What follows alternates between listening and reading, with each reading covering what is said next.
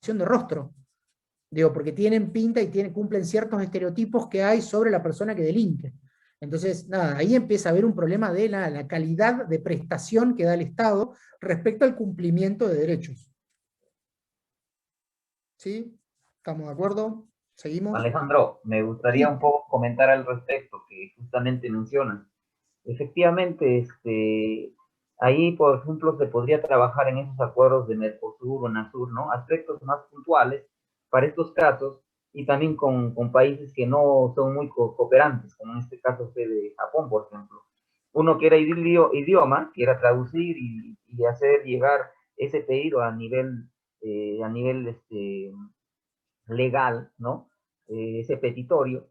Entonces, bajo estos derechos del migrante, del asilo y todo, ya genera un entorpecimiento. Ahí podríamos agilizar el sistema de gestión. Si por ejemplo, digo, ¿no? Si la persona tiene algún tipo de proceso, simplemente se le devuelve al país hasta que solucione, ¿no? Eso podría ser puntual, porque ya lo mencionaste muy bien. Entonces, en ese tiempo en que entorpece, entonces puede mandar a anular evidencias, puede amenazar y bien lo dices, pues la investigación se va debilitando, ¿no? Se va mermando. Entonces ahí vemos pues de que estos derechos del migrante, ¿no? Por el asilado, etcétera, por el salvoconducto, en vez de agilizar, identificar el delito hacia una persona, y sabemos que obviamente tiene derechos, está más arriba, pero él es consciente de que tiene que responder, ¿no? De esa falta. Entonces yo le iba por ahí, ¿no? De que hay un poco entorpecimiento tal vez con algunos artículos, ¿no? De los migrantes con respecto al asilo, etcétera, ¿no? Eso concuerdo contigo, que entorpece obviamente el avance de la investigación. Gracias.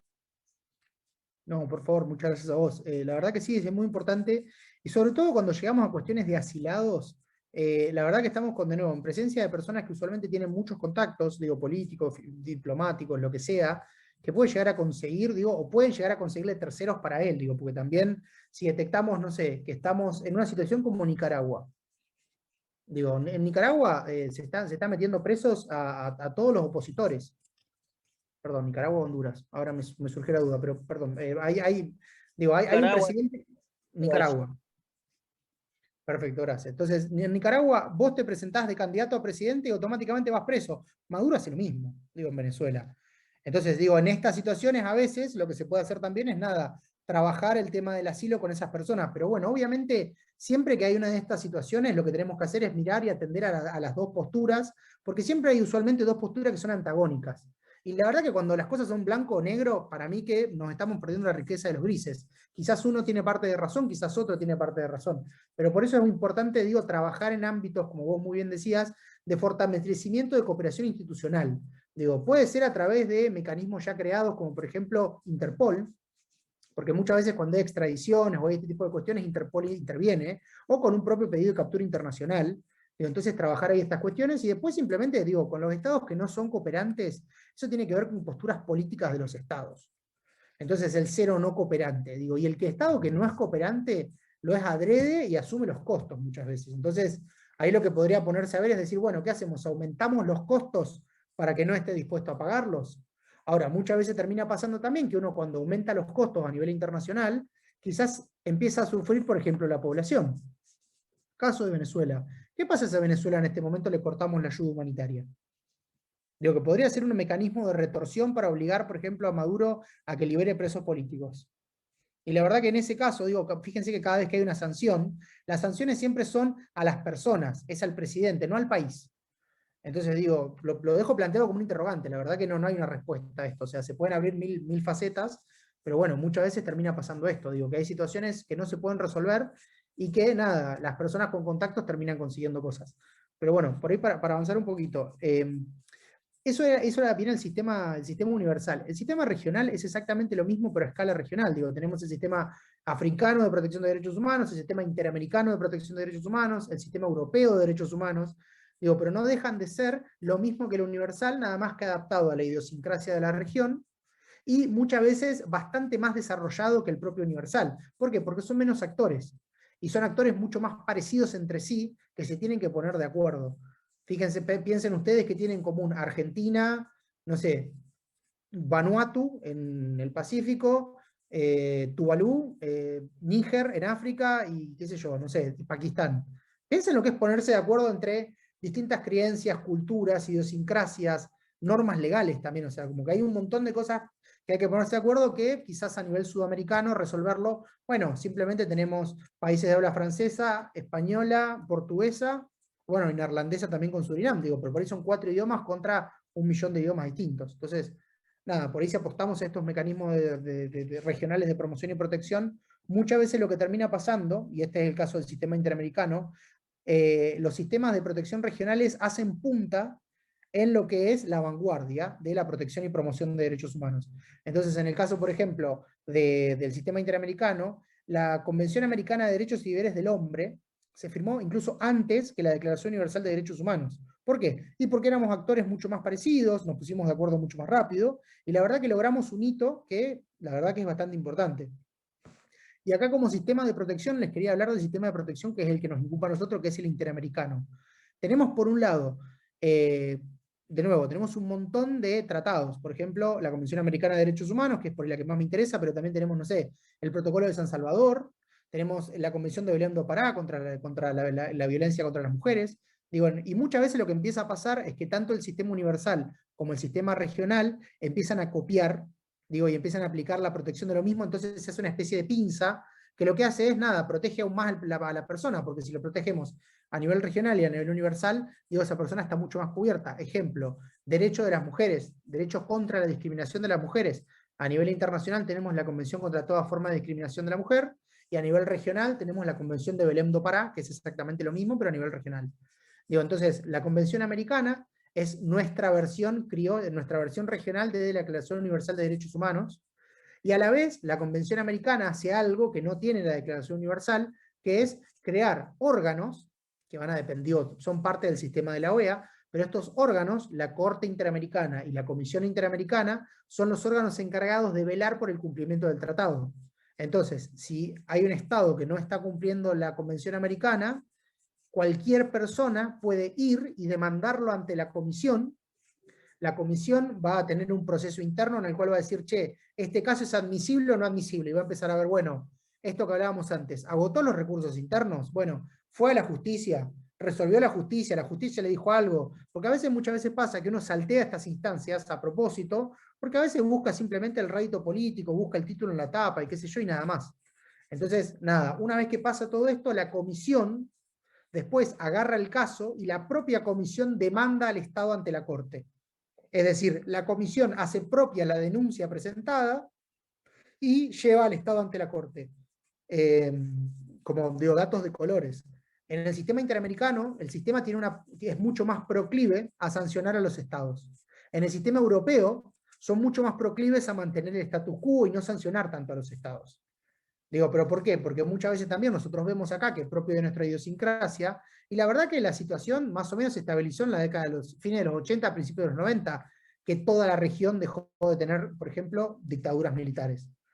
Entonces, como nosotros tuvimos dictaduras, obviamente los pueblos tienen una relación distinta, idiosincráticamente, con sus gobiernos. Entonces, por eso también muchas veces pasa que la Corte Interamericana es mucho más dura y mucho más sancionadora que, por ejemplo, el Tribunal Europeo de Derechos Humanos. Pero bueno, como para cerrar esto, la Corte Interamericana y la Comisión Interamericana son parte del sistema de promoción y protección de derechos humanos, y a la vez la Comisión lo que puede hacer es tener relatorías especiales. ¿Qué significa esto? Que es lo mismo que la relatoría del sistema universal. Se va a designar una persona, esa persona va a tener un mandato, pero acá a esa persona se le va a crear una oficina, no es que van a ir al lugar.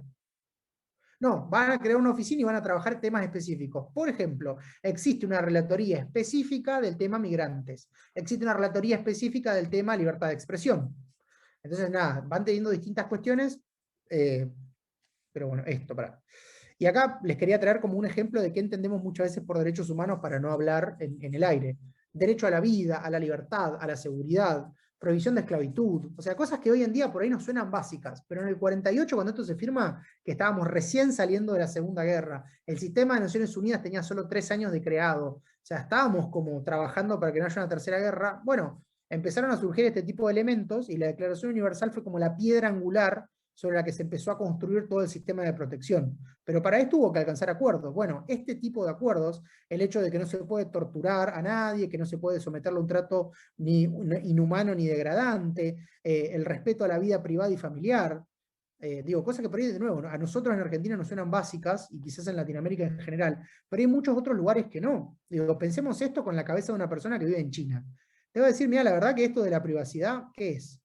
Tipo, el Estado hace lo que quiere, y bueno, y eso muchas veces pasa. Por eso le citaba el ejemplo de China presidiendo el Consejo de Derechos Humanos, como la verdad una especie de error en la Matrix, como una cosa en la que decimos, bueno, pero pará, como el Estado que viola derechos es el presidente del organismo que controla el cumplimiento de esos derechos, no se va a autocastigar.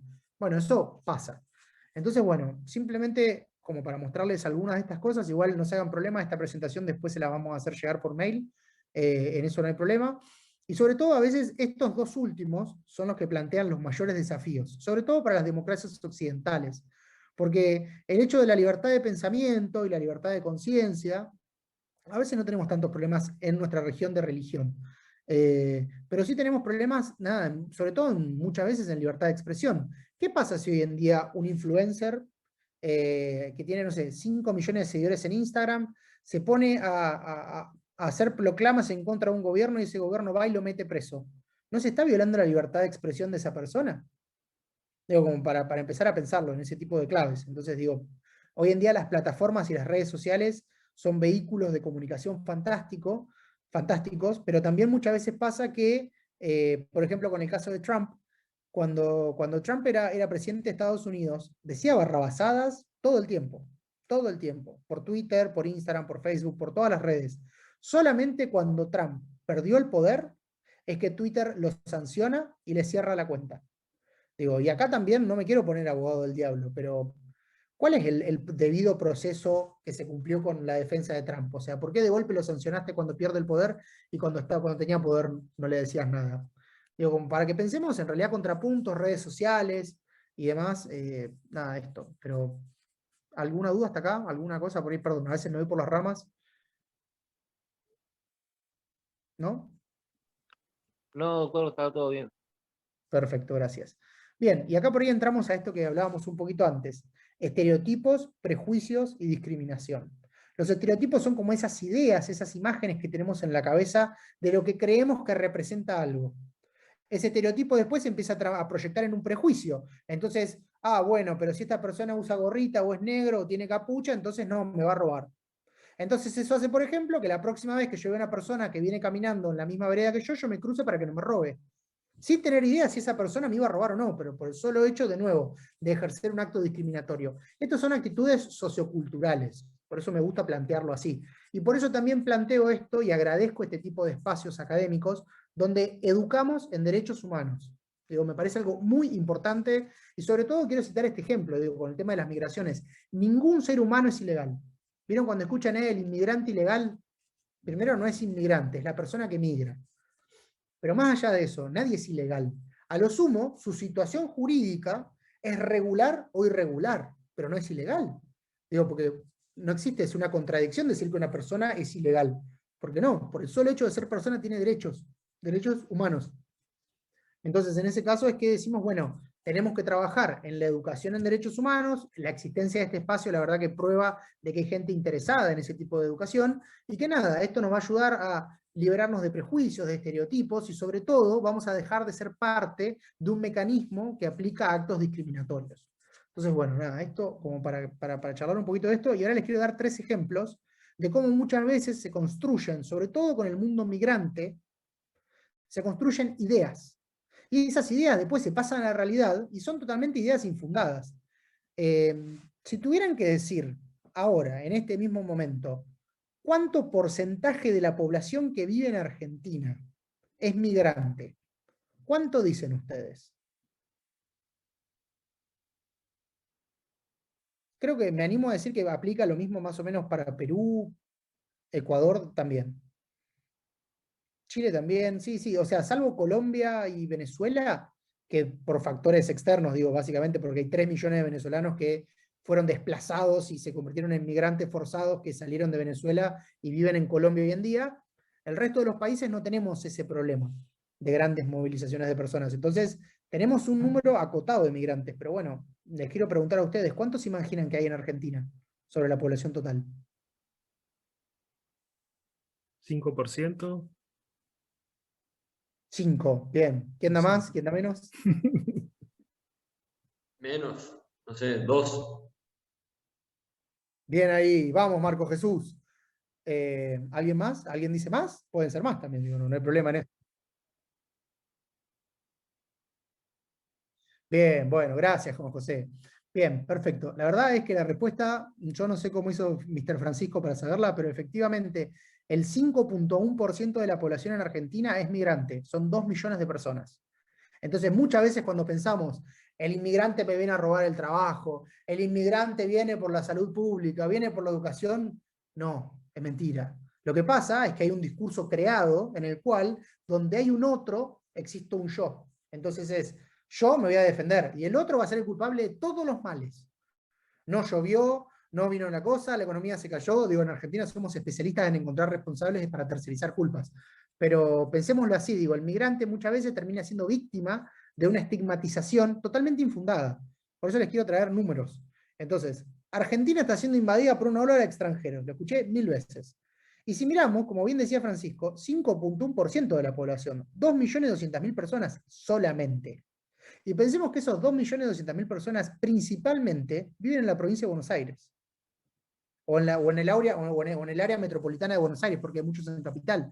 ¿Pero por qué? Porque empezó a pasarle lo mismo a la migración que pasaba antes. Si nos fijamos en los flujos de migraciones de la década del 60, 70, 80, había un gran flujo de migrantes, sobre todo bolivianos y paraguayos, que lo que hacía era, venían a trabajar en la zafra, por ejemplo, hacían temporadas de cosechas. Entonces, en una época se iban a Catamarca para hacer la cosecha de la aceituna, Catamarca y San Juan, después se iban a, ¿cómo se llama?, a Salta, Tucumán para hacer la zafra de la caña de azúcar, después se iban a Formosa y Chaco a hacer la zafra de la caña, perdón, la cosecha del algodón. Entonces iban todo el año rotando como mano de obra, digo, para la cosecha. ¿Qué pasó? Empezó a haber tecnificación, entonces empezamos a tener máquinas que reemplazaron a la gente, y por otro lado empezó a haber una dinámica económica que hicieron que los propios argentinos, digo, porque esto no es los migrantes, no, todos los argentinos también, se vinieron y se concentraron en Buenos Aires y en la ciudad autónoma de Buenos Aires, tanto la provincia como la ciudad. Entonces muchas veces tenemos a esa gente metida en ese lugar, pero producto de que no había laburo en otro lugar muchas veces. Sobre todo a partir de la década de los 90 se empezó como a acentuar esta tendencia. Entonces miremos otra cosa. Hay que dejar de pensar que cuando nosotros somos los responsables de que las cosas buenas pasen, y el otro es el responsable de las malas, y quizás algo estamos pensando mal. Entonces digo, no puede ser que cuando el inmigrante llega a Argentina me viene a robar el laburo, pero cuando un argentino se va afuera, no, pero es una fuga de cerebros y va a ser la América. No, ni un lado ni el otro. Tipo, realmente, nuevamente, somos personas que migran. Y si miramos el total mundial nuevamente, Argentina tiene menos del 1% de todos los migrantes mundiales.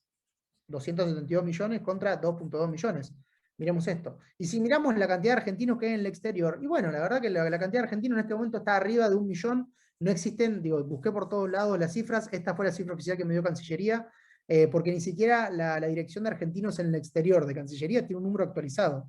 Pues son cosas muy difíciles todavía de estar, digo, porque en el medio tenés un montón de personas, por ejemplo, que tienen doble nacionalidad y el Estado les pierde el rastro, porque empiezan a cambiar de pasaporte.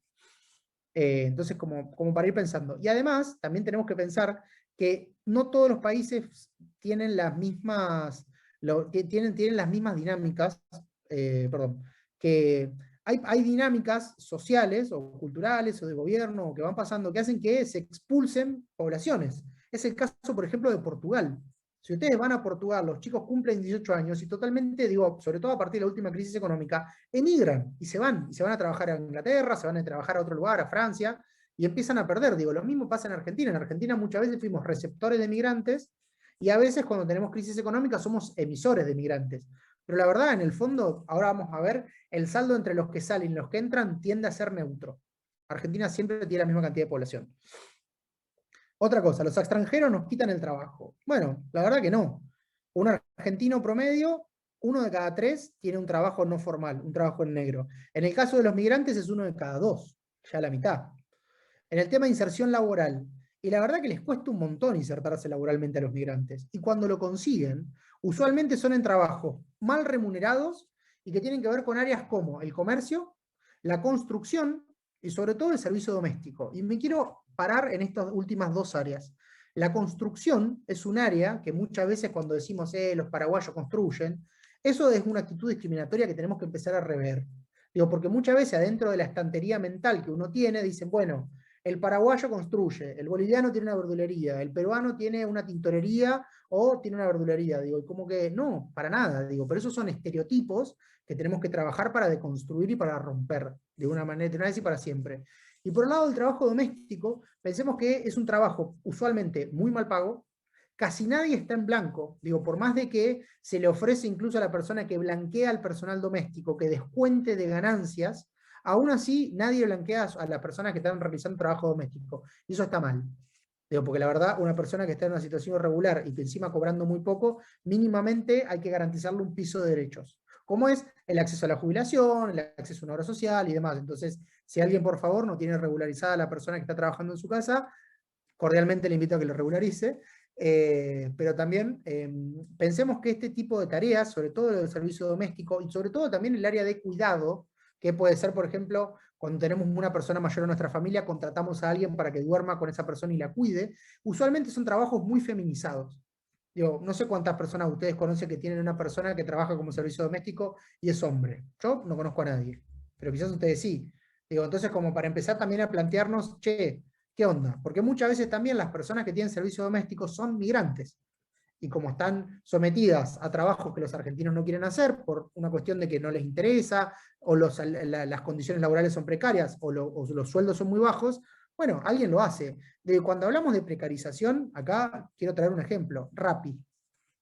Rappi, si ustedes ven, más del 70%, te voy a hablar con un amigo que trabaja en Rappi, me dice, más del 70% de nuestros trabajadores, ellos le dicen trabajadores, yo le digo, vos tenés monotributistas esclavizados, pero bueno, diferencia de criterio. Más del 70% de la planta laboral de Rappi es extranjera. ¿Por qué? Y porque Rappi es una cuestión de nada que te paga muy mal. Y hay que trabajar en condiciones totalmente horribles, digo, porque si llueve, hay que salir a pedalear igual. Si uno no trabaja, no come. Así que como para empezar a pensar. Y por último, les quería traer esto. Los migrantes, o sea, ya vimos la parte del trabajo, ya vimos la parte de que nos invaden, y ya vimos ahora ver la parte del sistema educativo. No encontré datos tan desagregados a nivel nación, así que les pido perdón por esta diapositiva unitaria, pero bueno, en la Ciudad Autónoma de Buenos Aires, entre el 2011 y el 2019, fíjense los porcentajes. En la primaria, 3% eran migrantes. En el secundario, perdón, 3% en el jardín de infantes, 7% en las vacantes a nivel primario y 9% en el secundario. Digo, no son números significativos respecto a la población total de estudiantes. Digo, y esto, hoy en día no tenemos esto discriminado a nivel universitario, digo, que hubiera estado bueno para verlo también, pero seguramente no debe ser más del 10%. Digo, pensemos en eso muchas veces cuando venimos a decir, no, nos están invadiendo, están haciendo esto, me roban el trabajo, me roban el recurso. Yo les quiero proponer la mirada de que no siempre las cosas son como parecen o como nos dicen que son. Hasta acá, dudas, consultas, reflexiones, avisos publicitarios. Estamos. Bien, entonces, sí, Junior, adelante. Vale, buenas noches, muchas gracias. Un saludo desde Tunja, en Boyacá, Colombia. Pues muchas gracias por recibirme en este curso. Es muy importante el tema de los derechos humanos en general y este contexto que hoy se está abordando sobre la población migrante. Efectivamente, en Colombia, pues en este momento tenemos una población migrante muy alta por la población venezolana, que sí se puede ver como cierta estigmatización y que se puede ver como con cierto prejuicio en torno como a ciertas condiciones sociales, económicas que pueden, por así decirlo, tener en desventaja que otras poblaciones o en ventaja según el escenario.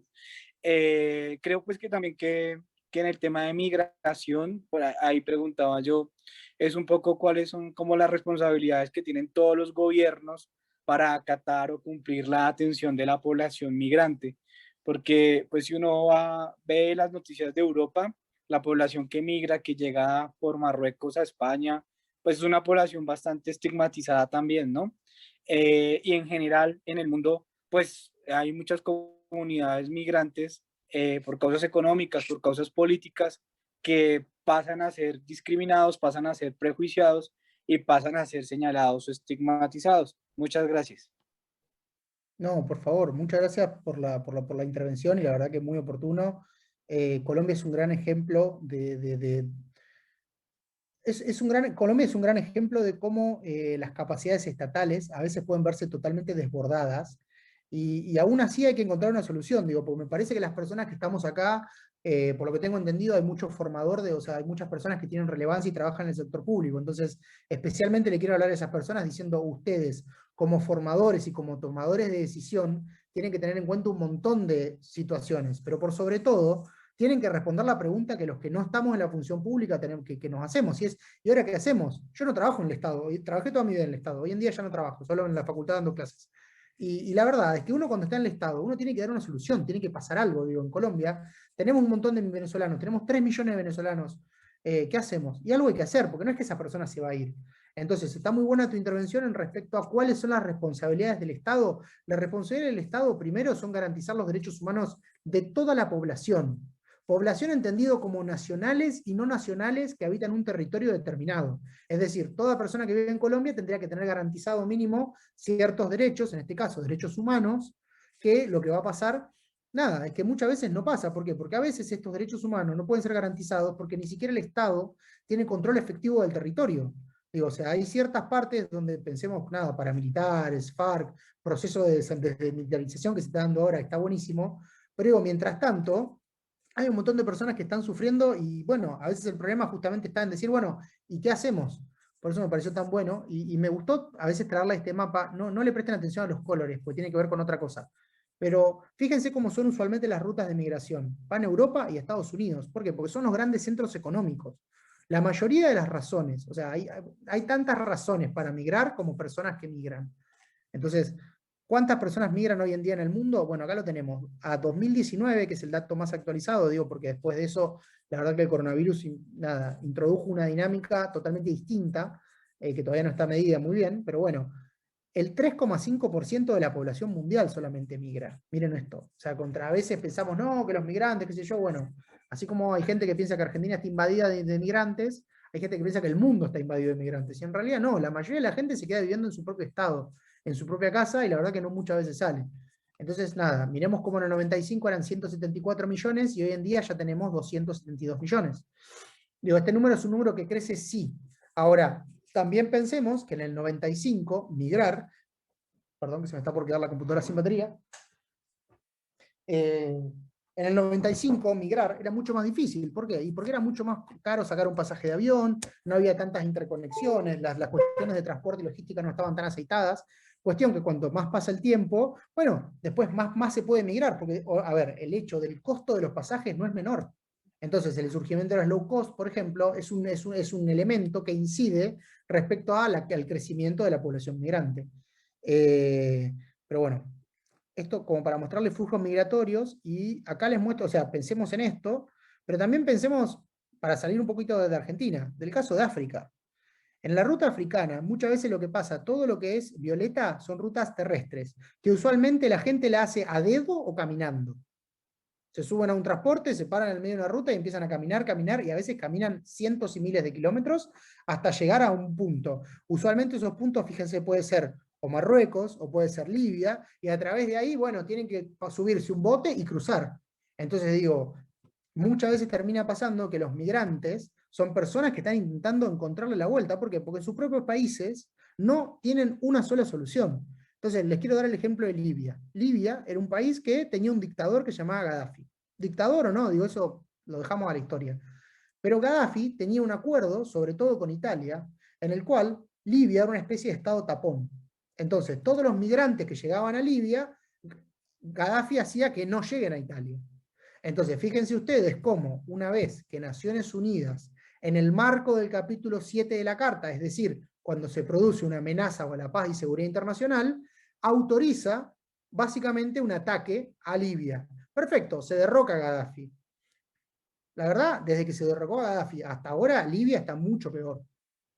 la situación incluso de los migrantes se ve totalmente descontrolada. Entonces Italia hoy en día tiene la situación de Lampedusa, no sé si ustedes vieron, digo, el Papa Francisco cuando asume como Papa, una de las primeras cosas que hace es se va a esta islita. Lampedusa es una islita muy chiquitita, que está a mitad de camino entre Italia y Libia.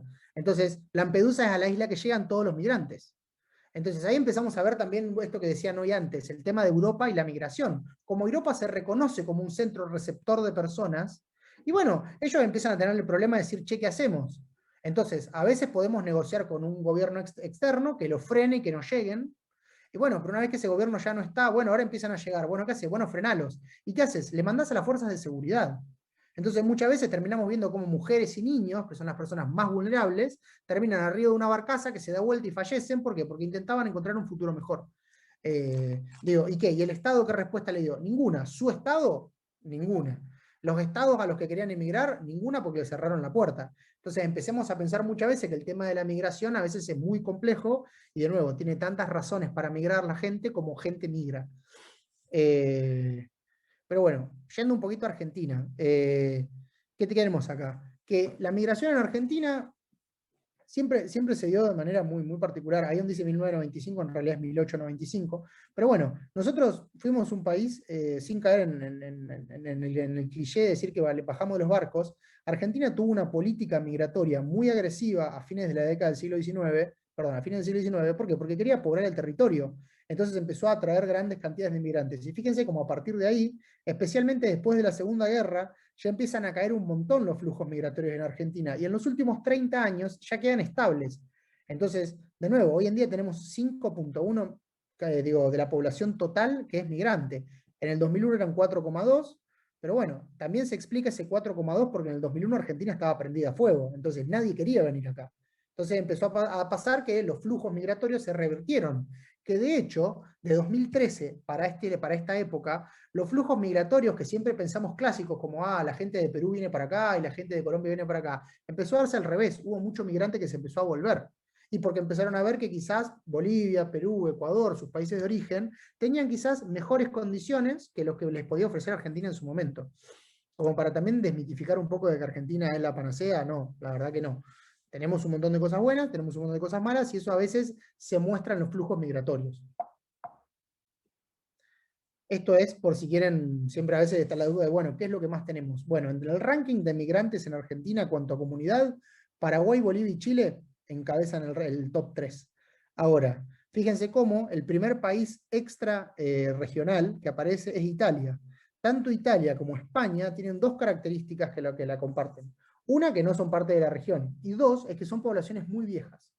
¿Por qué? Porque son poblaciones de esa última oleada post Segunda Guerra Mundial que vino, entonces hoy en día son abuelos, bisabuelos, que todavía siguen vivos, pero que nada, hoy en día claramente ellos tienen segunda, tercera generación de argentinos y hoy en día ya no son migrantes esas personas, aunque ellos sí, y de hecho hoy en día quizás ya se sienten argentinos y están acá. Pero bueno, esto como para que vean un poco cómo está distribuido el mapa de los migrantes en Argentina. Y después, esto es otra cosa en los últimos 2 años, viendo el ingreso y el egreso. ¿Se acuerdan que yo les hablaba del saldo migratorio? Fíjense, tenemos saldo migratorio levemente, ¿cómo se llama? A favor de... Dios, esto no se queda quieto. Ahí está. Tenemos un poco más de entradas que de salidas. Tenemos casi 421.812 personas más que han ingresado de las que han salido. Pero fíjense ustedes siempre cómo esto está palmo a palmo. ¿Por qué tenemos 35 millones? Porque esto también está contando lo que se llama el tráfico vecinal transfronterizo. Es decir, personas que viven en zonas de frontera, por ejemplo, Bolivia, y en la frontera con Bolivia tenemos La Quiaca y Villazón. Por el lado de Buenos Aires tenemos, por ejemplo, Ciudad Autónoma de Buenos Aires y Colonia o Montevideo. Digo, por el lado de Mendoza tenemos Mendoza y Chile con el Paso Cristo Redentor. Digo, todas las personas que están yendo de un lugar a otro, bueno, se conectan acá. Quizás en el caso de Mendoza o en el caso de Buenos Aires no es transfronterizo porque, digo, no es vecinal, porque no cruzan, pero sí, por ejemplo, tenemos mucha frontera con Brasil en la parte de Corrientes, Misiones, Posadas, Encarnación. Digo, son distintos puntos y hotspots donde van entrando y bueno, el saldo que otorga es este. Y sobre todo otra cosa importante, fíjense ustedes cómo la franja etaria que más hay son de 19 a 42 años. Entonces, es personas que vienen muchas veces trabajando, vienen a buscar un sueño, un futuro, digo, y son poblaciones que nosotros como argentinos tenemos que receptar. Y sobre todo les quiero traer el ejemplo de la migración venezolana. Los venezolanos que llegan a Argentina, y eso por ahí quiero que lo hablemos un poquito en la clase que viene, no son venezolanos de clase baja, son venezolanos de clase alta, clase media. Digo, sobre todo con estudios universitarios. Entonces, son personas ya formadas, en el que Venezuela invirtió un montón de dinero en su educación, sobre todo pública, que hoy en día emigraron y se fueron y Argentina los recibió. Entonces, muchas veces tener una persona hipercalificada manejando una bicicleta en Rappi cuando en realidad es cirujano o es ingeniero en petróleo, no tiene mucho sentido. Entonces, eso habla también muchas veces de la poca planificación que tiene Argentina para administrar los recursos migratorios. Digo, porque si vos traes a esa persona y lo haces, digo, ¿cuánto hay en Argentina más o menos un censo de que hay 20.000 ingenieros venezolanos? Dicho sea de paso, si hay algún ingeniero o ingeniera en el grupo acá ahora, feliz día. Pero tenemos a nada, o sea, ¿qué pasaría si agarramos a esos ingenieros? Digo, porque son recursos humanos que no tenemos que formar, ya los tenemos formados, aprovechémoslo. Entonces, bueno, muchas veces están estas dicotomías. Y esto es por si queremos ver. Lo que tiene que ver con temporario permanente tiene que ver con distintos tipos de permisos de estadía, vamos a decirlo así, residencias, se llaman en término técnico, que otorga Argentina. Entonces, fíjense ustedes cómo claramente, desde el 18 que se hizo esta medición, el ranking es encabezado por una migración venezolana, pero son el doble que los paraguayos ingresando, digo, fíjense. Como, y después los colombianos también, digo, o sea, como que esta migración se explica quizás un poco más por decir, bueno, este grupo de personas viene a estudiar, digo, no tiene una situación tan convulsionada como sí tienen los venezolanos, digo, pero aún así fijémonos cómo los números de Venezuela, digo, son abrumadores respecto al resto. Entonces Argentina algo tiene que hacer. Y acá, donde digo algo tienen que hacer, les quiero citar un caso que no hay que repetir. Durante muchos años trabajé con personas de nacionalidad, ¿cómo se llama? Dominicana. ¿Qué pasaba en República Dominicana? En República Dominicana se había armado una especie de yo le digo célula terrorista, pero en realidad eso es inexacto. Digo, es un grupo de personas que hacían una asociación ilícita en lo que ellos captaban jóvenes, mujeres especialmente, de bajos recursos, más o menos 18 años, 20 años, y lo que hacían le decían, che, juntá para pagarte el pasaje y un poquito más, y te vas a Argentina, y en Argentina nosotros te conseguimos casa, trabajo, todo, y le podés enviar remesas a tu familia. Digo, pensemos que economías como República Dominicana, Haití, El Salvador, viven mucho de las remesas. Digo, pensar un solo número. El Salvador depende en un 16% de su economía, el 16% de su PBI son remesas del exterior. Entonces, nada, en ese caso vienen, las tientan a estas chicas dominicanas, y cuando llegan acá se dan cuenta que era todo mentira, las llevaban usualmente a puntos de plazas o directamente las esperaban en el aeropuerto, les retenían el pasaporte, se convertían en, nada, trata de personas, digo, en ese caso ya no eran sus jefes, eran sus captores, lo que le decían es, bueno, mira, la verdad que se cayó el negocio, lo que puedes hacer ahora es, o te prostituís, y yo tengo lugares donde te puedo llevar a que te prostituyas, o te muelo a golpes y no te devuelvo nunca más el pasaporte. Entonces empezó a dar un fenómeno de que empezó a haber mucho fenómeno de prostitución de personas de nacionalidad dominicana, justamente por esto, porque había personas que las traían acá. Ahora, ¿qué hizo Argentina cuando descubrió esto y se dio cuenta que se llenó de personas de nacionalidad dominicana? Les empezó a pedir visa y les bloqueó el ingreso. Bueno, está bien, ok. A futuro lo resolvemos. ¿Qué hacemos con la gente que está acá? Argentina no hizo nada. Digo, después de mucha presión y mucho trabajo de las organizaciones de base, por eso quiero que venga la gente de CAREF, la clase que viene, a contar un poquito más la experiencia, lo que empezó a pasar fue que, gracias a la presión que se ejerció de parte de la sociedad civil, Migraciones cede y genera un programa de regularización migratoria, digo, porque las chicas que estaban acá no tenían ningún criterio migratorio para regularizar. Entonces, que Argentina te diga, regularizá tu criterio migratorio bajo pena de que te expulse, es decir, te voy a expulsar, porque las chicas no tenían ningún criterio para estar. Entonces, en ese caso, cada tanto se arman, así como se arman moratorias para las personas que no pagan impuestos, en este caso, se arman moratorias migratorias para que las personas que están acá y no pueden regularizar, regularicen su situación. De nuevo, no hay ningún ser humano ilegal. La situación migratoria puede ser regular o irregular, como para tener eso en claro. Entonces, en este caso se empezó a trabajar, bueno, se hizo más o menos lo mismo con la población senegalesa, y ahora se estaba viendo si se hacía lo mismo con venezolanos. El tema es que la dinámica de Venezuela es otra, entonces no se puede aplicar. Ahora sí les quiero dar un ejemplo de cómo muchas veces los gobiernos facilitan o complican el trabajo de los propios migrantes o la propia estadía. Como les conté, muchos de los venezolanos que vienen para acá tienen título universitario. El problema es que ellos no lo necesitan homologarlo. Entonces, en el gobierno anterior, como había una postura contraria al régimen de Maduro, y se era parte del Grupo de Lima y demás, se sacó una resolución específica del Ministerio de Educación en el cual se dice, bueno, si vos estás como un problema y venís de un lugar que haya una crisis humanitaria, nosotros te vamos a ayudar a facilitar el trámite de convalidación de título. Bueno, en este caso, el gobierno anterior estaba alineado en contra de Venezuela, entonces ¿qué hacía? Le facilitaba, por ejemplo, a los médicos venezolanos, que es el caso que conozco, les facilitaba la conválida. Al haber cambiado el gobierno y cambiar su postura respecto a lo que pasa en Venezuela, se les empezó a complicar ese trámite. Dicho, hoy en día salen muy pocas conválidas de títulos.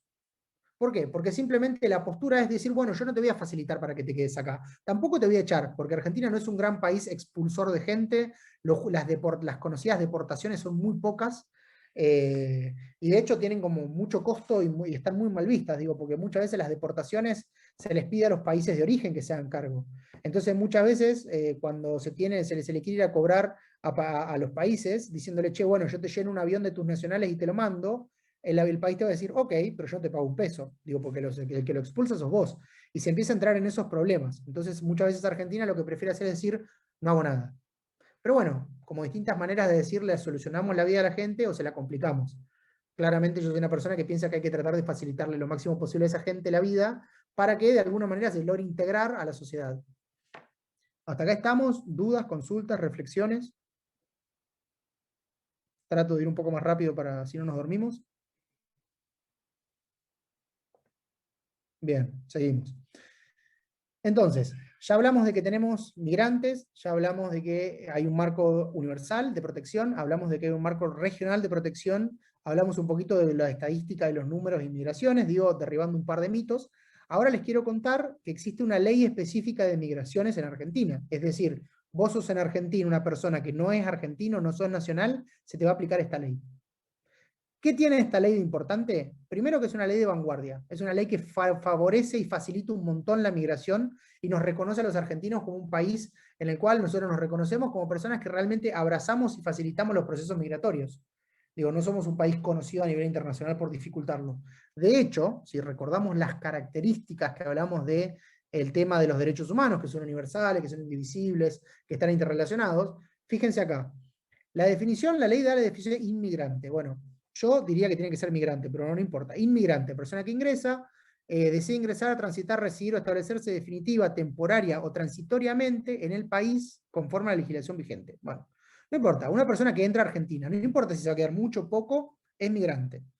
Ahora, fijémonos como el artículo 4 de la ley, una de las cosas importantes que dice, el derecho a la migración es esencial, inalienable a la persona y la República Argentina lo garantiza sobre la base de los principios de igualdad y universalidad. Decir esto y decir es un derecho humano y el derecho humano a migrar existe, es lo mismo. Entonces fijémonos como quizás países como Europa o Estados Unidos son hiper restrictivos a la hora de dejarte ingresar, y Argentina dice que el derecho a migrar es un derecho humano. Dos cosas que me parecen importantes destacar en esto. La igualdad, o sea, hay que darle exactamente igual trato a los nacionales que a los extranjeros. Entonces dicen, los extranjeros pueden gozar de sus derechos y cumplir con obligaciones siempre que se activan condiciones, o sea, siempre que el extranjero tenga su condición regular, no ilegal, regular en Argentina, va a tener igual trato que los nacionales. Y por otro lado, el Estado argentino está obligado por ley a darle una garantía de acceso a los mismos derechos y prestaciones a los que acceden los nacionales. Entonces, fíjense que tanto el Estado como a los migrantes y sus familias tienen el mismo derecho que los nacionales a acceder a servicios sociales, bienes públicos, salud, educación, justicia, trabajo, empleo y seguridad social. Digo, no es menor esto. Argentina dice esto, y si ustedes van a otras legislaciones, las legislaciones son mucho más agresivas y para nada reconocen los mismos derechos. Por eso digo, la ley argentina me parece tan innovadora. ¿Hasta acá estamos? ¿Alguien tiene algo para decir? Nos quedan 15 minutos, 10 minutos. ¿Bien? ¿Nada? Perfecto. Bueno, ahora les quiero hablar, por ahí un poquito hasta acá, hablamos de todo lo que es migrantes. Entendiendo por tal, una persona que se desplaza, cruza una frontera internacional, porque tiene ganas, o porque no consigue trabajo, o porque, no sé, no le gustaba donde vivía, quería vivir cerca de la playa y se mudó a un país con playa. Digo, no, digo, debe existir esa gente, no la conozco, pero seguramente existe, que la hace voluntariamente. Ahora, existe un tipo específico de migrante, que es el refugiado. El refugiado, como ya vimos, es una persona que cruza una frontera internacional porque su vida o su integridad física o psíquica están amenazadas. Entonces, en ese caso, empezamos a entrar en lo que se llaman los refugiados. Entonces, esta es la definición actual, digo, un refugiado es una persona que está fuera de su país por temores fundados, esto es, y nada, esos temores fundados es me están persiguiendo. ¿Por qué te persiguen? Y por motivos de raza, religión, nacionalidad, pertenencia a a un determinado grupo social, etc. Ejemplo de refugiados. Digo, porque esto es una categoría que se debate un montón, un montón. Y de hecho yo les puse esta, que es la definición oficial que da OIM, pero incluso opiniones políticas en el sentido de, por ejemplo, el caso de Colombia. En el caso de Colombia hay muchos refugiados. Primero, la cantidad histórica de refugiados admitidos en Argentina en toda su historia es 3.000. O sea, no tenemos muchos refugiados. ¿Por qué? Porque usualmente los refugiados tienen que ver con grandes conflictos a nivel país. Entonces, Ecuador tiene un montón de refugiados colombianos, pero Argentina no, porque está lejos. Digo, lo mismo que pasa con Venezuela. Digo, la cuestión de la distancia hace que no tengamos grandes poblaciones de esto. Pero bueno, volviendo al caso de Colombia. En el caso de Colombia, muchas veces la FARC venían y le decían a una persona: este terreno que vos tenés ahora va a ser mío, y esto que haces vos ahora vas a empezar a plantar para mí. Y si no plantás para mí, te voy a matar. Así. Entonces esa persona tiene dos opciones. Digo, ¿lo está persiguiendo el Estado? No. Ahora, el Estado tampoco lo está protegiendo. Entonces, en ese caso, si bien la persona no emite una opinión política, no le dice, ni en pedo te voy a cultivar, esto en mi casa y andate, sabe que si se queda lo matan. Entonces, en ese caso se llama opinión política imputada. Entonces, en ese caso, nada, cuando a la hora de darle o no refugio, dicen, bueno, no es que opinión política puede ser solo una política partidaria de me presenté a elecciones y no me votaron y me echaron porque me iban a matar. No, no, a veces también es esto, es la protección, es la amenaza por parte de un grupo privado, la desprotección del Estado. Entonces a esa persona no le queda otra más que irse. Entonces, pensemos esto, los refugiados son personas que cruzan una frontera internacional y solicitan la protección de un Estado porque nadie los está protegiendo. Entonces, ese Estado lo primero que tiene que hacer es tomarle la denuncia. No puede no tomársela. Y a lo sumo, lo que puede hacer es decirle, mirá, la verdad, yo con tu Estado no me puedo pelear. No me puedo pelear, tengo condiciones demasiado, no sé, me llevo bien, dependo de ellos, lo que sea, pero lo que puedo hacer es dejarte ir a otro Estado para que vos pidas refugio en otro. Ahora, lo que no puede hacer un Estado es devolverlo. No es decir, yo me estoy escapando porque en Uruguay me quieren matar y lo devuelvo a Uruguay. Porque lo van a matar. Entonces, en ese caso, digo, a nivel internacional, lo que se llama el principio de no devolución. Bueno, entonces en este caso Argentina tiene la obligación de estar. La verdad, Argentina es un país que se porta bastante bien.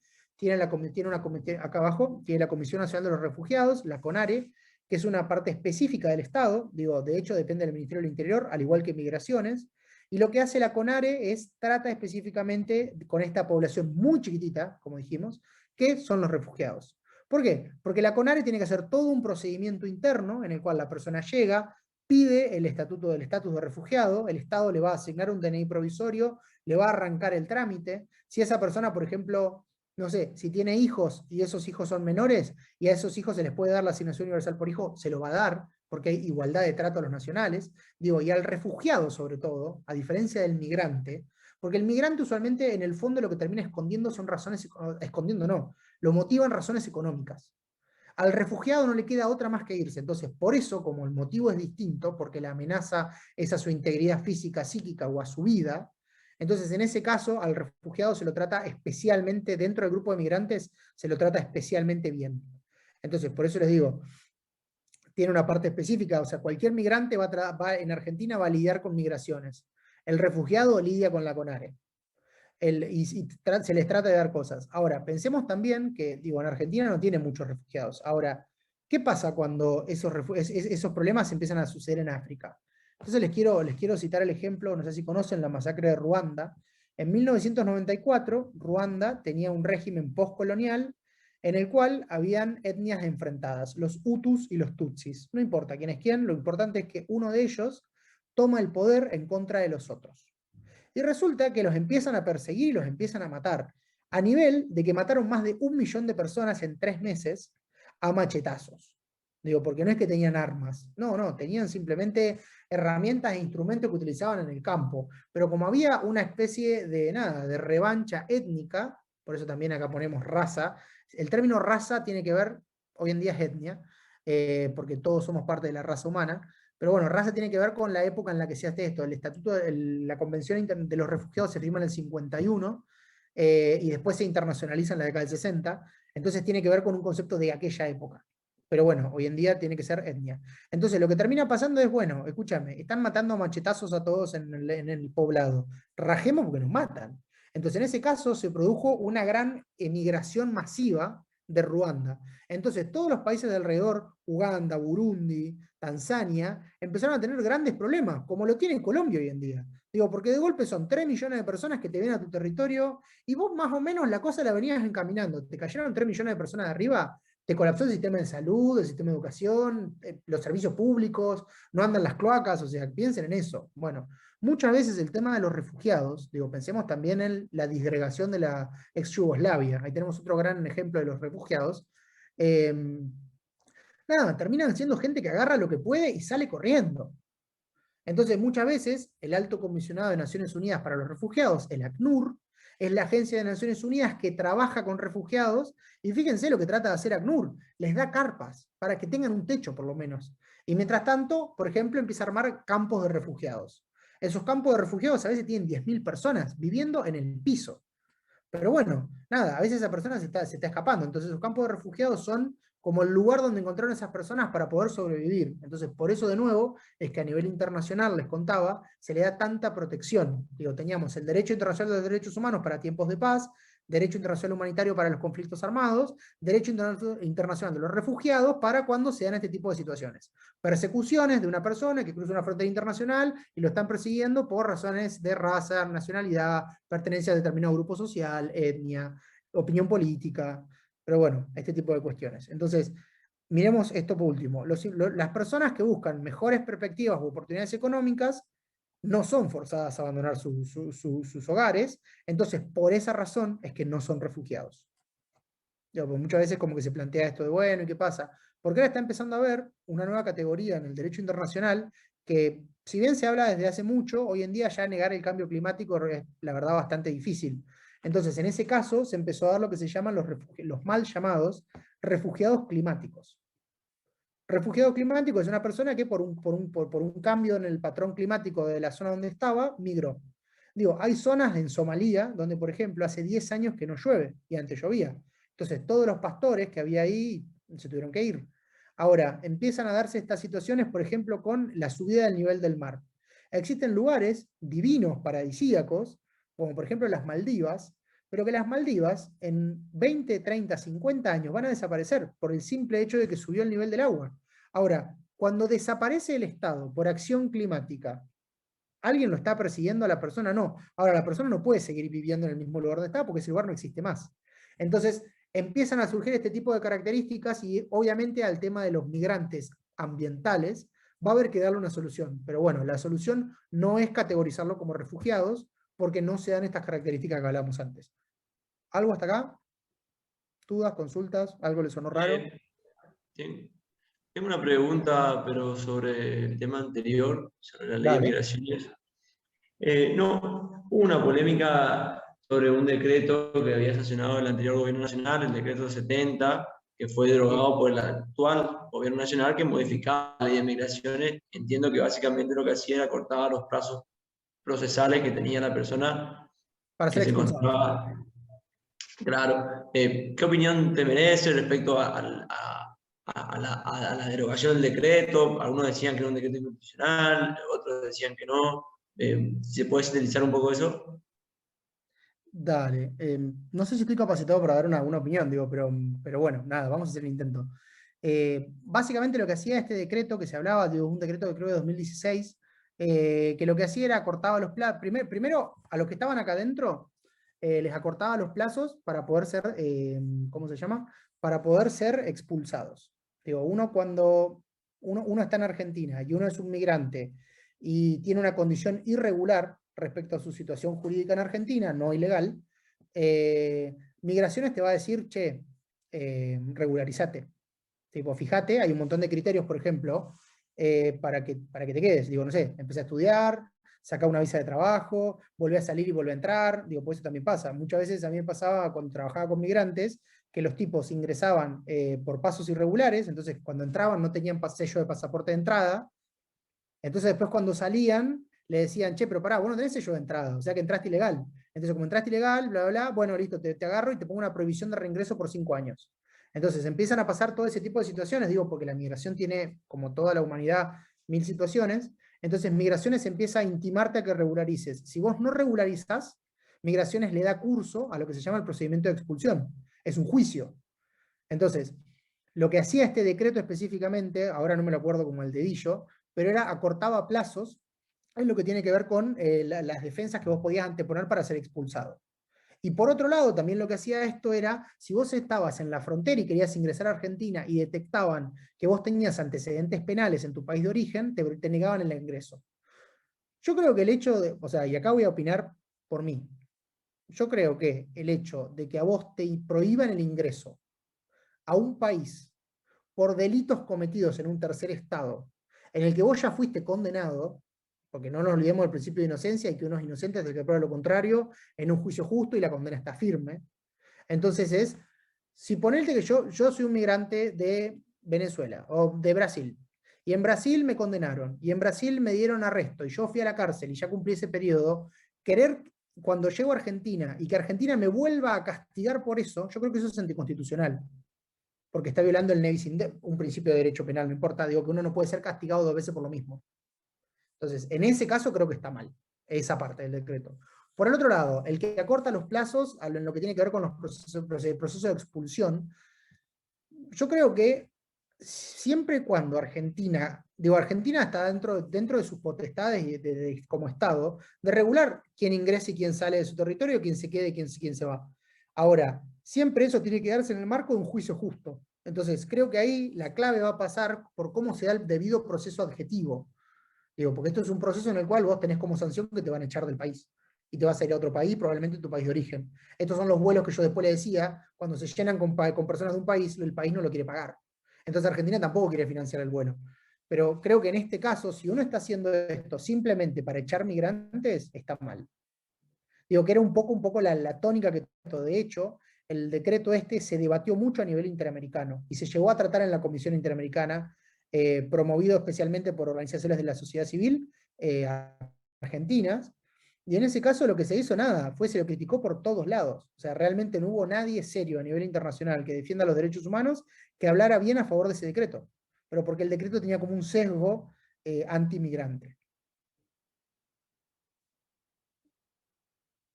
No, por favor. ¿Alguien más? ¿Dudas, consultas, algo? ¿Reflexiones? Seguimos entonces. Ya estamos terminando. Bien, por último, yo soy un refugiado en Argentina. ¿Qué puedo hacer y qué no puedo hacer? Bueno, fíjense que no hay nada raro acá. O sea, ¿qué puede hacer esta persona? Primero, exigir que no lo devuelvan, no lo expulsen, no lo extraditen al lugar donde está viniendo. Si yo me estoy escapando, no me podés devolver con mis captores. Después, una vez que ingresé a Argentina, yo tengo libre tránsito, porque tengo igualdad de trato con un nacional. Entonces, no es que me pueden decir, bueno, vení acá, metete, y bueno, y vos no puedes salir de esta salita, o te quedás acá en este lugar, y porque es una especie de que es un preso, y no es un preso, no es una persona sentenciada con una condena con restricción de libertad ambulatoria, no. Es una persona que ingresa al país, se le reconoce el estatus de refugiado, y de hecho, en lo que termina pasando, Argentina lo deja medio librado a su suerte, es hacer lo que puedas con lo que tenés, yo no te voy a dar nada. Entonces, en el caso, por ejemplo, de los senegaleses, pasa un montón que la gran mayoría de los senegaleses son refugiados, pero Argentina no les da nada, simplemente los deja vivir. Ahora, cada vez que les puede pegar, y les pega un poquito más que a los argentinos. O cuando los tiene que desalojar, por ejemplo, porque ellos hacen mucha actividad de subsistencia, porque van vendiendo billutería o van vendiendo cosas en la calle, y la verdad que Argentina, el Estado argentino va y los reprime a ellos, sí. Pero bueno, qué sé yo, fíjense otra cosa, acceder a sistemas públicos de salud y educación, digo, lo que vimos en la ley, igual acceso a los bienes públicos que brinda el Estado, no ser discriminados por ninguna razón.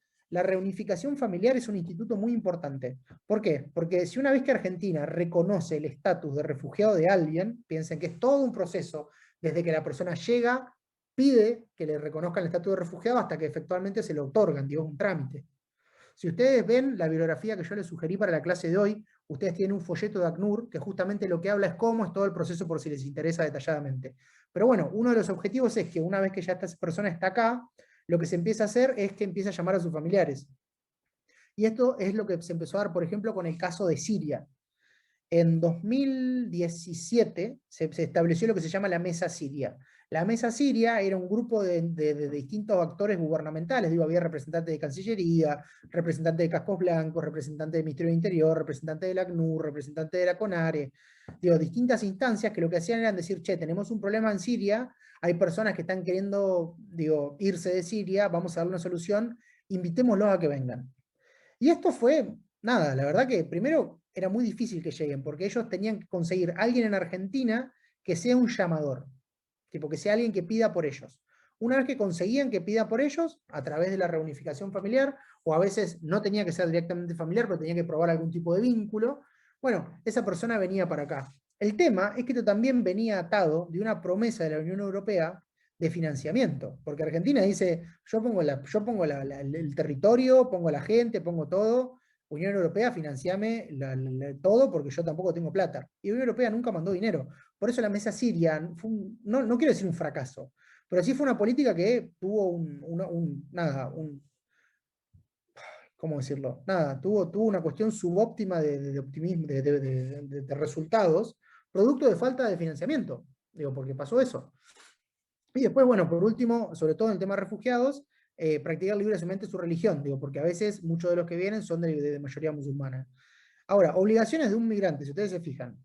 Respetar las leyes nacionales, lo mismo que un argentino. Respetar a las personas, entidades, organismos públicos, lo mismo que un argentino. Decir la verdad y establecer los hechos invocados. Esta es la única diferencia. ¿Por qué? Porque cuando uno llega dice, yo soy refugiado. ¿Por qué? Y porque me están persiguiendo, fíjense acá, y tenés que probar que te están persiguiendo. No es que uno lo invoca y ya está. No, tenés que probarlo. Tenés que probar diciendo, no tengo pasaporte porque me lo robaron, fíjense que pasa esto, a mi familia la maltratan, mi familia está toda presa. Digo, como que ahí es medio en función de las características del caso lo que se va a invocar. Pero decir la verdad, sobre todo en este proceso, es muy importante. También porque acá interviene inteligencia, interviene la Agencia Federal de Inteligencia Argentina, diciendo, yo no quiero que se me meta un terrorista invocando situaciones de ser refugiado. Por eso es importante esto. Entonces, mantener un domicilio actualizado y renovado el certificado provisorio, bueno, sí, está bien, para que las comunicaciones estén, digo, pero no es algo raro.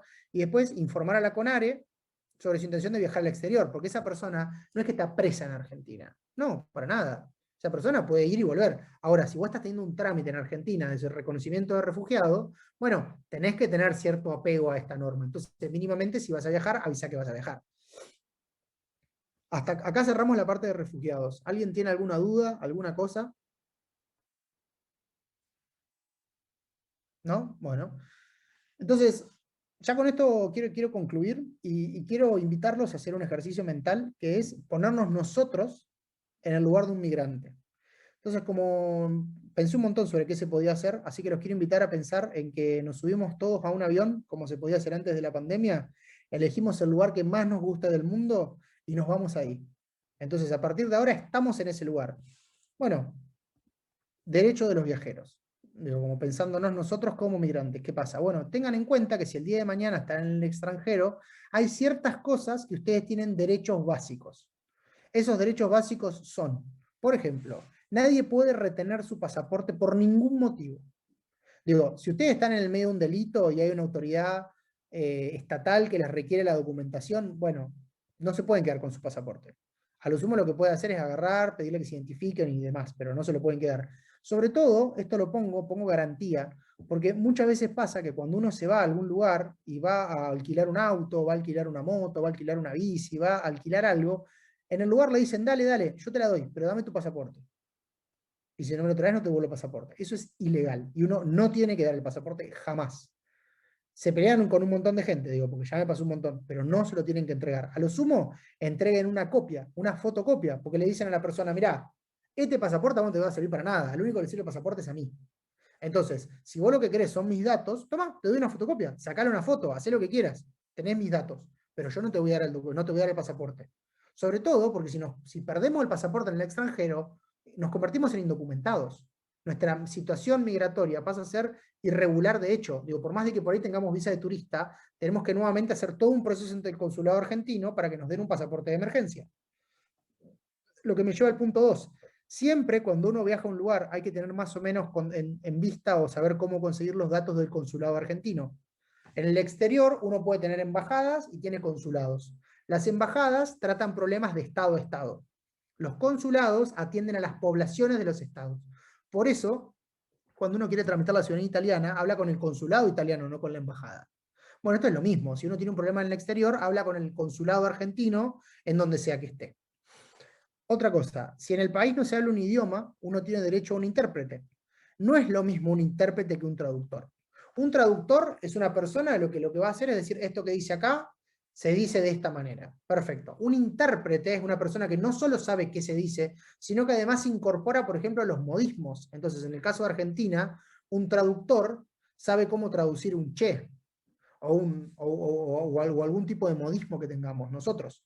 Digo, entonces esa es la diferencia. Entonces el intérprete justamente es muy importante por esto, porque uno cuando sobre todo tiene algún problema migratorio y está en un país, por ejemplo, no sé, digo, te querés ir a Tailandia. La única manera de llegar a Tailandia es haciendo escala en algún lado. Entonces las escalas de Tailandia, la que yo conozco son, te vas de acá a San Pablo, de San Pablo te vas a Abu Dhabi, de Abu Dhabi te vas a Bangkok.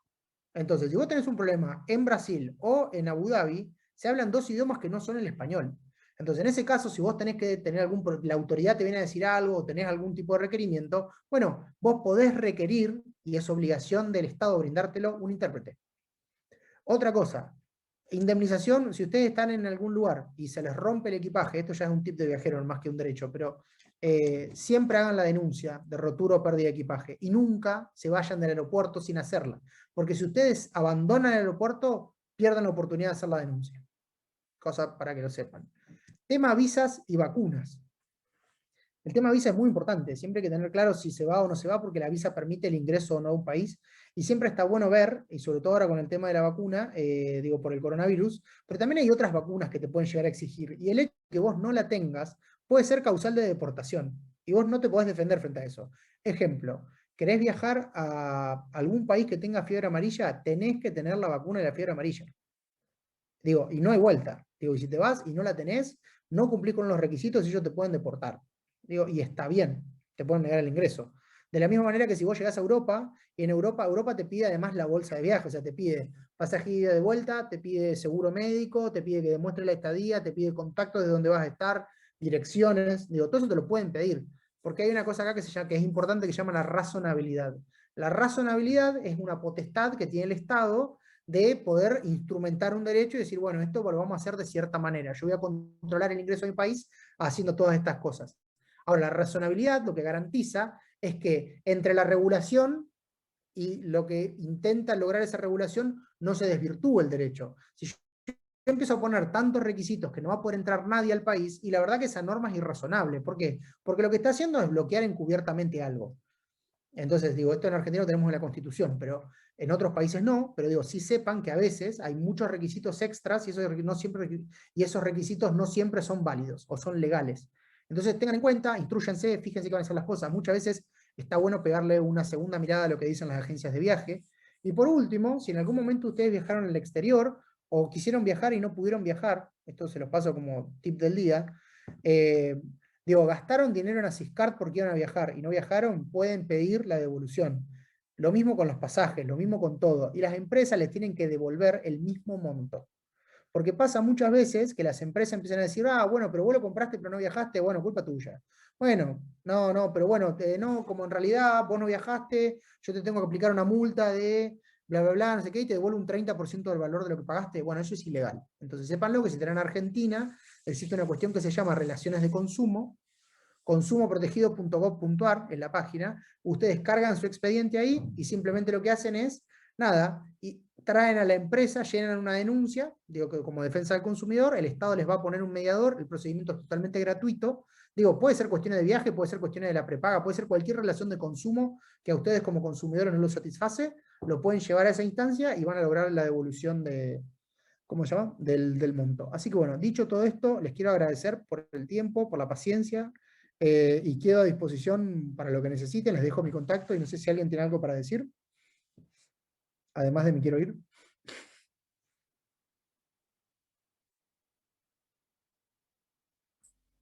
No, profe, la verdad que muy buena su exposición. Estamos bastante instruidos con todo lo que usted ha manifestado. Muchas gracias, profesor. Yo quiero agradecerle porque eh, realmente fue muy interesante. Tengo amigos de Honduras aquí viviendo cerca mío y realmente la pasaron muy mal cuando llegaron aquí a la Argentina. Ellos no sabían a dónde dirigirse, cómo hacer los trámites y demás. Y bueno, tuve que averiguar telefónicamente en un montón de lados y logramos que ellos pudieran hacer todos sus papeles. Ahora son argentinos. Y realmente ellos están agradecidos porque pudieron lograr culminar esto que es engorroso y nos llevó casi 3 años para poder lograr todo, ¿no? Y cuánta realidad lo que dijo, porque yo me ponía en ese lugar y decía, no haberlo sabido. Es muy interesante. Muchísimas gracias, ha sido muy completo su exposición. Muchas gracias.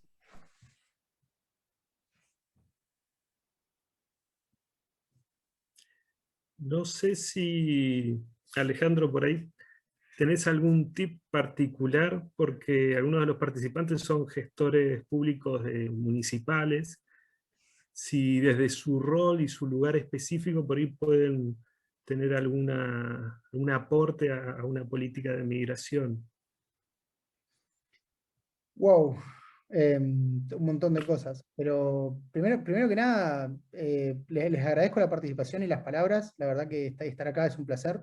Muchas gracias ¿cómo se llama? A Francisco y a Carlos por la invitación. Y después, respecto a lo que preguntaba Fran, yo creo que lo primero que hay que hacer es tratar a la otra persona como un ser humano, como una persona. O sea, porque muchas veces pasa que es como, no, bueno, vení, no, andate acá. Entonces, ya con el hecho de sentarse y escuchar el problema de la persona es un montón. Sí, después, quizás, lo que se me ocurre decirles, más allá de que para lo que necesitan tienen mi mail y me escriben, porque por ahí no se me ocurre algo ahora puntual, es decir, traten siempre de manejarse con fuentes oficiales. Muchas veces pasa que los migrantes tienen como un gran desconocimiento y sobre todo, digo, les hago mucho énfasis en que los traten como personas y los escuchen, porque son personas que vienen haciendo un montón de rebotes en todo el sistema, porque nadie los quiere atender, porque nadie los quiere ayudar, porque los tratan como una molestia. Son personas que, como bien decía Miriam, llegan acá y la idiosincrasia argentina es totalmente distinta al resto, como así también la brasilera es distinta al resto y demás. Entonces, los argentinos somos como, pensamos que hay un montón de cosas que están dadas y no lo son por ahí tanto. Entonces, el hecho ya de poder atender a cómo vienen ellos, ver qué pueden hacer, creo que ya es un gran paso adelante. Después siempre manéjense con fuentes oficiales y sobre todo, no sé, por ahí pienso en el tema de como decía Miriam, el hecho de las personas que se nacionalizan, bueno, por ahí darles una mano, sepan que el trámite de la ciudadanía argentina es gratuito, digo, no, es un trámite judicial pero que no requiere de abogado, lo cual a veces hace que se demoren demasiadas las cosas, porque bueno, los abogados estamos atrás de los expedientes para que esas cosas salgan en tiempo y forma y a veces no pasa. Pero, pero bueno, nada, que trate, primero que le pongan ganas al tema y segundo que en lo que puedan resolver, nada, traten siempre de tener un poquito más de paciencia, porque a veces los migrantes o no terminan de entender cómo funciona o no están acostumbrados o yo creo que nosotros somos un caos permanente y nada, lleva un tiempito acostumbrarse. Perfecto. No sé si hay alguna consulta más. Bueno, vamos dando por finalizado. Entonces te agradecemos la verdad, Alejandro, muchísimo. De verdad, un aporte muy significativo al curso. Información realmente muy novedosa y muy sorprendente que por lo menos yo no conocía en todas las dinámicas de procedencia, de flujos y demás, así que la verdad, por lo menos para mí todo ha sido muy, muy novedoso y muy fructífero. No sé, Carlos, si querés dar algunas palabras finales.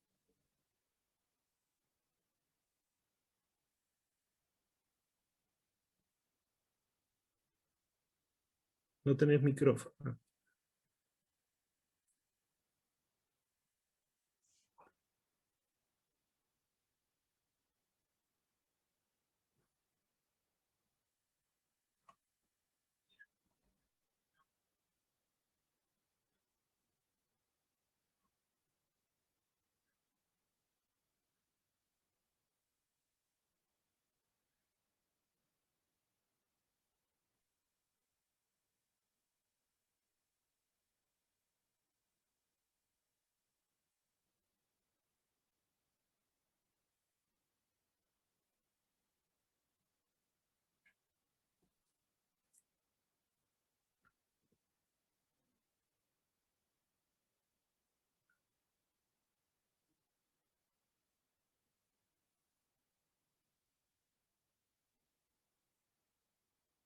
Dale, perfecto. Muchísimas gracias a ustedes por la participación. La verdad que ha sido un placer poder participar de este espacio. Les agradezco nuevamente la invitación. Gracias a todas las personas también por la paciencia, por la participación. Digo, es un tema que no siempre es fácil, a veces es un poco espinoso y bueno, nada. La verdad que siempre, siempre está bueno poder conversar de este tipo de cosas. Y después invitarlos para la semana que viene, donde la idea es poder tener testimonios más en primera persona de esto que estuvimos hablando hoy, quizás de manera muy teórica. Siempre está bueno escuchar a los protagonistas de las historias, así que bueno, la idea es la semana que viene poder escucharlos. Así que los esperamos la semana que viene. Hasta luego. Chao, hasta luego, buenas noches.